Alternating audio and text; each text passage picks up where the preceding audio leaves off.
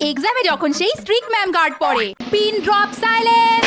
সবার কাছে tab mobile যা যা আছে সব ব্যাগে ভরে এখানে জমা করে যাও, ফাস্ট ফাস্ট। এই যে ফোর্থ বেঞ্চ, একই বেঞ্চে তিনজন কেন? ও পরীক্ষা শুরু হয়নি, তাই তুমি তোমার বেঞ্চ থেকে ওর সাথে দেখা করতে এসছো। যাও নিজের জায়গায় গিয়ে বসো। এই লাস্ট বেঞ্চ, শোনো, দরজাটা বন্ধ করো, লাইট জ্বেলে নাও। কোয়েশ্চেন পেপার দেওয়ার পর যেন আমি আর একটাও আওয়াজ না শুনি। সবাই লিখতে স্টার্ট করে দেবে।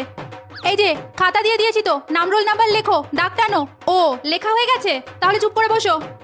না এখন কোয়েশ্চেন পেপার দেবো না, বেল পড়তে এখনো 2.5 মিনিট বাকি। তোমাদেরও তো চিন্তা করতে হবে না। এই অদিতি, তোমার রোল নাম্বার তো 5, অত পেছনে কি করছো? সামনে এসে বসো। এই টিনা, থার্ড বেঞ্চে তো জায়গা আছে, তুমি লাস্ট বেঞ্চে বসেছো কেন? থার্ড বেঞ্চে এসে বসো। সারাক্ষণ শুধু চিট করার চিন্তা। কারো কাছে স্মার্ট ওয়াচ, পেন্সিল বক্স বা অন্য কিছু নেই তো? থাকলে এক্ষুনি জমা করে যাও। এক্সাম চলাকালীন যদি কারো কাছে কিছু পাই আমি কিন্তু খাতা ক্যান্সেল করে দেবো। এই বেল পড়ে গেছে, চলো কোয়েশ্চেন পেপার দেবো। এই আর সবাই শোনো, ফাইনাল বেল পড়ার 5 মিনিট আগে কিন্তু খাতা নিয়ে নেবো। চলো চলো তাড়াতাড়ি করে করো, আর কেউ চিট করবে না বলে দিচ্ছি। লাস্ট বেঞ্চ, মাথার পেছনেও চোখ আছে আমার।